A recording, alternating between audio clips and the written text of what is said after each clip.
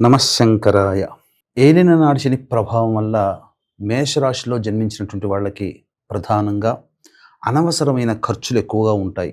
అకాలమైనటువంటి ప్రయాణాలు ఎక్కువగా ఉంటుంటాయి. ప్రతి పని కూడాను ఆటంకాలతో ముగుస్తుంది. ఒక్కసారి వెనక్కి తిరిగి చూసుకుంటే ఇంత కష్టపడి ఈ పని పూర్తి చేశామా అన్నంతగా ఈ మేషరాశిలో జన్మించినటువంటి వాళ్ళకు ఉంటుంది.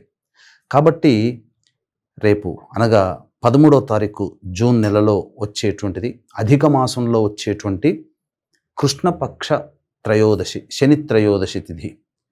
దీన్ని దృష్టిలో పెట్టుకొని నష్టములు కష్టముల నివారణకి సంబంధించి ఈ మేషరాశి అనగా అశ్వని, భరణి 4 పాదాలు, కృత్తిక 1వ పాదంలో జన్మించినటువంటి వాళ్ళు దోష నివారణార్థమై శని త్రయోదశి 13వ తారీఖు జూన్ రోజున మన పీఠమాధుర్యంలో శని దోష నివారణ పూజలు, హోమాలు, అఘోర పాశుపత మంత్ర హోమం, కాళీ హోమం, అలాగే వివాహం కాని అబ్బాయిలు అమ్మాయిలకి ఆరోగ్య సమస్యల నివారణకి సంబంధించి సర్వదోష నివారణ పూజలు, హోమాలు జరిపించి శక్తిపాతం చేసినటువంటి కరుంగలి మాల ఇవ్వడం జరుగుతుంది.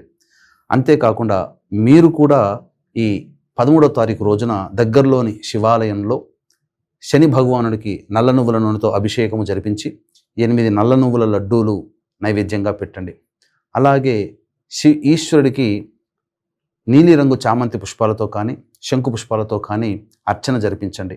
మారేడు దళాలతో అర్చన జరిపించండి.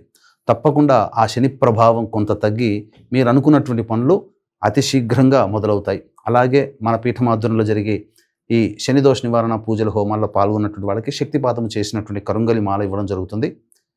అవకాశం ఉన్నటువంటి వాళ్ళు స్క్రీన్పై కనిపిస్తున్న నెంబర్కి కాంటాక్ట్ చేసి మీ గోత్రనామాదులు 12వ తారీఖు రాత్రి 9 గంటల లోపల నమోదు చేసుకోవచ్చు.